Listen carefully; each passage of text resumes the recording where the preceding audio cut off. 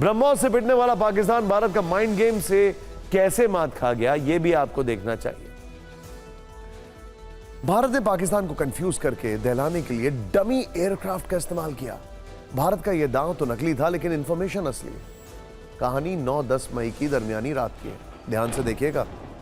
Operation सिंदूर से सहमा Pakistan drone के झुंड दिखाकर भारत को डराने की कोशिश कर रहा था, बल्कि उसकी कोशिश थी कैमरा लगे ड्रोन से हमारी लोकेशंस को पता करने की। हम उससे 3 कदम आगे थे। हिंदुस्तान की प्लानिंग कुछ और थी। ड्रोन के शिकार के साथ भारतीय सेना ने पाकिस्तान पर ऐसा प्रहार किया कि वो हैरान रह गया। भारत ने इसके लिए डमी फाइटर जेट्स का सहारा लिया। ये दिखते तो असली जैसे हैं, लेकिन असली होते नहीं। डमी लड़ाकू विमान को दुश्मन के रेडार सिस्टम ने डिटेक्ट कर लिया। रेडार सिर्फ आगे बढ़ रहे ऑब्जेक्ट के बारे में बताता है, वो ये नहीं बताता है कि ये ऑब्जेक्ट डमी है या असली। रेडार के आधार पर पाकिस्तान के made in China HQ-9 missile defence system activated हो गए। भ्रम में फंसे मुनीर की फौज ने डमी जेट को असली समझकर उन्हें लॉक किया, लेकिन पाकिस्तान यहीं चकमा खा गया। वो भारत के माइंड गेम के चक्रव्यूह में फंस गया। डमी जेट के जरिए उसके डिफेंस सिस्टम की रियल लोकेशन भारत को पता लग गई। पाकिस्तान ने HQ-9 को अलग अलग लोकेशन पर तैनात किया था। इनमें से कुछ लोकेशंस नहीं भी थी, जिनकी जानकारी नहीं थी, लेकिन जैसे ही वो एक्टिव हुए जगह पता चल गई। मतलब भारत के डमी एयरक्राफ्ट के भ्रम में फंसे पाकिस्तान ने खुद को ही एक्सपोज कर दिया। भारत को इसी पल का इंतजार था। इसके बाद भारत ने न केवल उसके मिसाइल डिफेंस सिस्टम को ध्वस्त किया, बल्कि एयरबेस पर भी तबाही मचानी शुरू कर दी। याद होगा लाहौर में टूटा फूटा HQ-9, देखा होगा आपने, हम सबने देखा था। सूत्र बताते हैं कि भारत ने लोकेशन ट्रैक होते ही हैरोप ड्रोन से पाकिस्तान के एयर डिफेंस सिस्टम और कमांड कंट्रोल सेंटर पर प्रहार किया।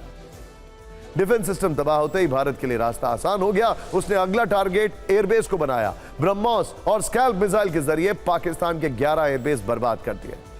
अपनी गलती की वजह से उसे भारी नुकसान उठाना पड़ा। पाकिस्तान अपने जेट छिपाने के लिए जगह ढूंढने लगा। आज तक वो अपने फाइटर जेट के लिए सेफ हाउस तलाश रहा है। मतलब भारत ने उस रात ना राफेल उड़ाया, ना MiG-29, ना ही सुखोई, बस डमी फाइटर जेट के जरिए पाकिस्तान का पूरा खेल बिगाड़ दिया, जिसकी मरम्मत के लिए आज तक वो माथा पच्ची कर रहा है।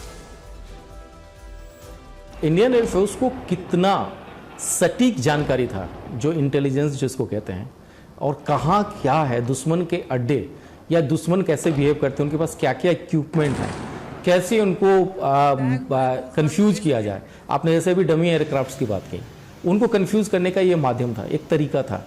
और हमने जब ये काम किया, वो कितना निशाने पे मतलब लगा, ये इसका प्रमाण है कि जब हमारे सारी मिसाइलें, चाहे वो क्या नाम है हमारा इंडिजिनस, खासकर इंडिजिनस मिसाइल, आकाश मिसाइल हो, चाहे हमने स्कैल्प मिसाइल लिए हैं, या हारूफ मिसाइल इजराइल से लिया है हमने, या मेज मिसाइलें हैं, वो सारे कितने कामयाब हुए। ये इसका एक परफेक्ट एग्जाम्पल है। डमी विमान का एकमात्र उद्देश्य जो है वो दुश्मन को धोखा देना और उसे भ्रमित करना होता है, जिससे उन्हें विश्वास हो जाए कि कोई वास्तविक खतरा आ रहा है। और फिर जब दुश्मन रिएक्ट करता है तो उसकी खुफिया से इन्हें जानकारी मिल जाती है। उसके बाद रियल अटैक शुरू होता है। डमी प्लेन का एक लक्ष्य दुश्मन के एयर डिफेंस को भ्रम में फंसाना होता है, ताकि वो इधर उलझा रहे और असली हमले के वक्त कमजोर पड़ जाए। हमारे जितने भी दर्शक हैं, अब आपको कुछ हिस्टोरिकल फैक्ट्स हम बताने वाले हैं डमी या फेक अटैक को लेकर। प्लीज कहीं मत जाइए, देखिए जरा, सीखिए जरा। यूक्रेन से युद्ध के दौरान ऐसा देखा गया कि रूस ने नकली जेट की रंगाई पुताई करके एयरबेस पर तैनात कर दिया, ताकि यूक्रेन भ्रम में फंस जाए और वो नकली एयरक्राफ्ट पर अपने हथियार बर्बाद करे। दूसरे विश्व युद्ध के दौरान अमेरिका ने घोस्ट आर्मी बनाई। घोस्ट आर्मी 1100 अमेरिकी कलाकार, डिजाइनर, इंजीनियर और अन्य कलाकार शामिल थे। इस घोस्ट आर्मी ने जर्मनी की सेना को काफी कंफ्यूज किया। इसी विश्व युद्ध में ब्रिटेन ने नकली एयरफील्ड, नकली शहर और फैक्ट्रियां बनाई थी, ताकि असली समझकर जर्मनी के बॉम्बर्स वहां अपने बम और गोले बर्बाद करें। पहले विश्व युद्ध के दौरान भी इसी तरह के डमी वेपन का इस्तेमाल देखा गया था। पहले विश्व युद्ध में जर्मनी ने धोखा देने के लिए लकड़ी के टैंक बनाए थे। यानी हथियारों के डमी सिस्टम वाला कॉन्सेप्ट पुराना है।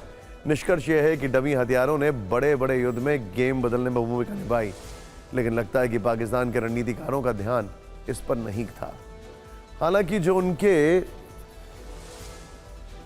आर्मी चीफ थे वो खुद ही डमी बनकर बैठे थे जब हमारे हमले चल रहे थे। उनकी हालत खराब थी। खैर,